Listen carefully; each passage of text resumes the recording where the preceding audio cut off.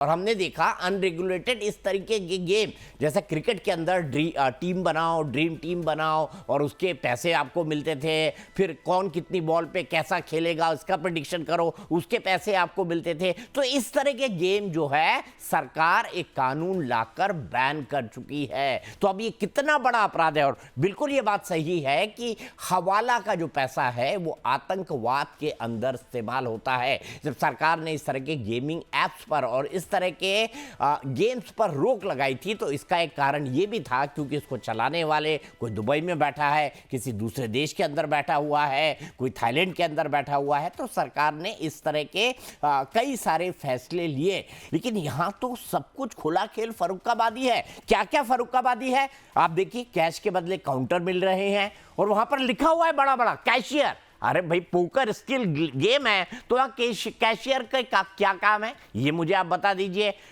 आपको पता है ना, इनकम टैक्स एक्ट के आधार पर आपको पैसे गिनने वाली मशीन लेने के लिए कई तरह के नियम और कानून का पालन करना पड़ता है, उसके लिए बकायदा अप्लाई करना पड़ता है। लेकिन आप देखिए यहां पर पैसे गिनने वाली मशीन भी चल रही है और यह सब हो रहा है देश के सबसे पॉश इलाकों के अंदर। मैं चाहता हूं कि जो नोएडा की कमिश्नर है, जो गाजियाबाद की कमिश्नर है, वो इस खुलासे को देखें और जिन जिन क्लब्स के बारे में हम सीना ठोक कर अपनी बात कह रहे हैं, मैं ये भी चाहूंगा कि ऐसे लोगों को लाइव भी हमारे साथ जोड़ा जाए, जो स्थानीय जो एसएचओ है उनको, एसीपी है उनको, गाजियाबाद के, नोएडा के, क्योंकि हम इस स्टिंग ऑपरेशन के अंदर जो पोकर क्लब या जुए का जो अड्डा है उसके न केवल नाम बता रहे हैं बल्कि जुए होने के सबूत भी हम अब पेश कर रहे हैं। ऐसे जगहों पर, ऐसे जुओं के अड्डे पर, हाई प्रोफाइल जुओं के अड्डे पर मेरे ख्याल से जब तक हम ये स्टिंग ऑपरेशन दिखा रहे हैं ना, उसी के साथ कार्रवाई हो जानी चाहिए। ये हम उम्मीद करते हैं गाजियाबाद की पुलिस से और साथ ही साथ नोएडा की पुलिस से। अब दोनों जगह पुलिस कमिश्नर्स हैं तो उनकी भी जिम्मेदारी बनती है। इस बीच लाइव टाइम्स के कैमरे में कैद ये नोएडा का वो सनसनीखेज सच है जो आपको सोचने पर मजबूर कर देगा। हाई प्रोफाइल सोसाइटीज, मॉल और मार्केट में कानून को ताक पर रखकर गैम्बलिंग क्लब चल रहे हैं। आपने देखा कि सेक्टर 16A के क्लब में क्या कुछ हो रहा है। कानून के मुताबिक अगर कोई जगह गैम्बलिंग के लिए इस्तेमाल होती है तो उसे गैम्बलिंग हाउस माना जाता है और ऐसे केस में मालिक, मैनेजर और खिलाड़ी सभी पर केस चलता है। प्रॉपर्टी ओनर पर भी चल सकता है, सभी को सजा हो सकती है। क्लब में बड़ी तादाद में कैश ट्रांजैक्शन होते हैं, मतलब मामला कैश के अवैध लेन देन का भी बनता है जिस पर मनी लॉन्ड्रिंग एक्ट यानी मनी लॉन्ड्रिंग का केस भी चलेगा। अगर कोई क्लब अपनी कमाई छिपा रहा है और कैश ट्रांजैक्शन नहीं दिखा रहा है तो इनकम टैक्स और जीएसटी की कार्रवाई भी बनती है। लेकिन नोएडा के तमाम पोकर क्लबों ने कानून का तोड़ निकाल लिया है। ये कैश की जगह चिप्स या टोकन का इस्तेमाल करते हैं और अपनी कमाई को हॉस्पिटैलिटी में दिखाते हैं। ऐसे में अगर पुलिस रेड भी करेगी तो उसे पोकर टेबल से कैश बरामद नहीं होगा और पैसे के ट्रांजैक्शन का भी पता नहीं चलेगा। लाइव टाइम्स का मकसद नोएडा और गाजियाबाद में, खास तौर पर अभी तो हमने नोएडा का ही दिखाया है, नोएडा में चल रहे इन जुए के अड्डों पर तुरंत रोक लगे। हम नोएडा पुलिस से ये उम्मीद करते हैं।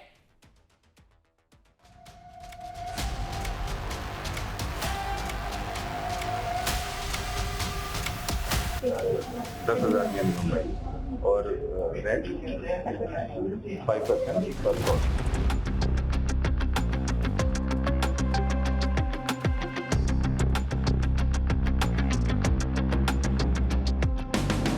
मतलब सेटिंग ऐसे लेवल पे नहीं होती और ऊपर पे होती है, और ऊपर पे ऐसे लेवल पे ही आपको ऊपर तक जाना पड़ेगा और यहाँ के बाद जाएगा तो फिर जीएसटी डिपार्टमेंट वगैरह। लाइव टाइम्स के ऑपरेशन जोकर ने नोएडा गाजियाबाद में फैले अवैध गैम्बलिंग के अड्डों का पर्दाफाश करके रख दिया है। ये सनसनीखेज स्टिंग ऑपरेशन देखकर आप समझ गए होंगे कि नोएडा जैसे हाईटेक शहर को कैसे गैम्बलिंग का अड्डा बना दिया गया है। पुलिस प्रशासन की नाक के नीचे धड़ल्ले से गैम्बलिंग के अड्डे चल रहे हैं। सेक्टर 16A और सेक्टर 25A के बाद लाइव टाइम्स का अंडरकवर रिपोर्टर नोएडा के सेक्टर 137 पहुंचा। जहां हमें पारस मॉल में चल रहे एक बड़े पोकर क्लब के बारे में जानकारी मिली थी। द वोल्ट पारस मॉल में हमारे रिपोर्टर को पोकर क्लब की मैनेजर ने उसने जो कुछ बताया वो सब कुछ लाइव टाइम्स के कैमरे में कैद है। बिना किसी काट छांट के हम पूरी बातचीत आपके सामने रख रहे हैं। मैम क्या सिस्टम है यहाँ पर एंट्री का और खेल का? खेल का फिलहाल तो टूर्नामेंट चल रहा है। चलिए अंदर से की बात करें। What is the minimum buying? 10,000 minimum buying और रेंट 5% पर बॉल। मतलब आप और कुछ नहीं लोगे, टेबल चार्ज मेंबरशिप कुछ नहीं लोगे, आप सिर्फ रेंट लोगे। कितना एंड मैक्सिमम? ना कोई मेंबरशिप फीस, ना कोई पोकर क्लब वाला रूल। सीधे जाइए और पैसे लगाकर जुआ खेलिए। सब कुछ वैसा ही जैसा कि हमने बाकी पोकर क्लब्स में देखा। यहाँ पर भी वॉक इन एंट्री है, चिप्स के जरिए गेम खेला जाता है।